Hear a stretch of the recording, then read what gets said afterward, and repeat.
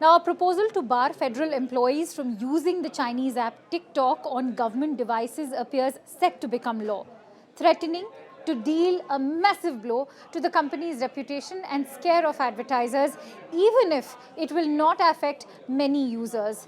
This is what US lawmakers have to say. And on Tuesday, these lawmakers included the proposal in a key spending bill, and virtually they ensured its passage that it takes place later this week following a Senate vote to greenlight a similar measure. The move is the latest US effort, this to crack down on the popular social media platform TikTok, which has been the subject of a slew of recent state bans and a long-running US national security probe over fears that the app could be used by the Chinese government to censor content or even spy on Americans. Now, Senator Josh Hawley, a Missouri Republican who authored a version of the TikTok bill that passed the Senate last week, calls the government device ban the first major strike against big tech enacted into law. And guess which country is bearing the brunt of it? Needless to say, it is China. The Senator from Missouri is recognized. Mr. President, last night the Senate took the important step of unanimously on a bipartisan basis passing legislation to ban TikTok on all government devices. Now, this has been a long time coming, Mr. President. I first introduced this piece of legislation almost 3 years ago.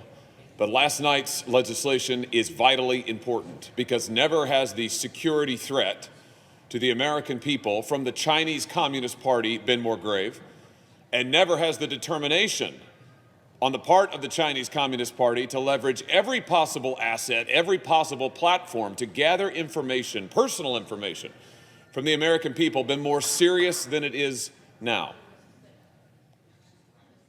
The Senate will be in order. Senator, please continue. And that's why last night's action by this body is so critical. Let's talk about TikTok for a moment. The most downloaded app in the world for the last 2 and 3 years running. Back in 2020, over 100 million Americans, 100 million, used TikTok, and that was over 2 years ago.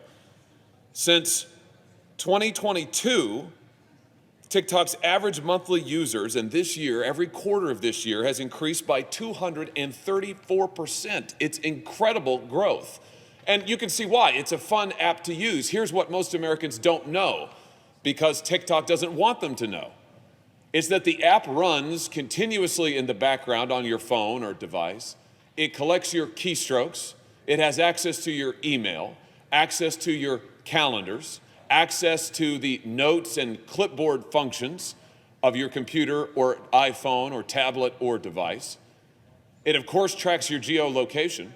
It is essentially an evidence-gathering, data-gathering machine that runs on your phone. Can you turn it off? Can you stop it from doing these things? No, you can't. Not if you want to use the app.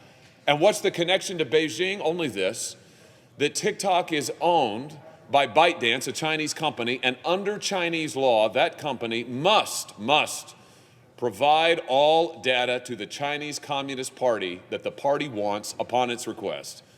And we know that there are Chinese Communist Party members in TikTok leadership. We know that the Chinese Communist Party has held so-called training sessions for ByteDance and TikTok employees. We know that this data, Americans' data, is available to the Chinese Communist Party, to Beijing, because of TikTok. And it is time we did something to protect American users. We've been warned repeatedly by our own intelligence agencies that TikTok is a security threat. Heck, the director of the FBI has testified under oath that TikTok poses major security risks. That's why the Pentagon, the State Department, the Department of Homeland Security, TSA, the Navy, the Army, the Air Force, the Coast Guard, and the Marine Corps have all already banned the use of TikTok on government devices. The only sensible next step is for this Congress to act to make that ban across the board for all federal devices. Now, TikTok has tried to get in on the act. They issued a statement this morning admitting that there may be national security concerns with their platform after denying it under oath, by the way, for years on end before Congress. But they also begged Congress not to do anything rash, like actually take action. They said, oh, no, wait, negotiate with us. Well, I just say this. The time to wait to secure the privacy of American citizens is long past. And the least we can do, the very first step we can take, is to ban this app and its use on federal government devices. I hope that now the House and the Senate will act together to move this legislation quickly to the President's desk, and we can take the further historic step of seeing this legislation enacted into law, protecting the privacy and the security of every single American. It's within our reach. Let's act now and get it done. Madam President, I yield the floor.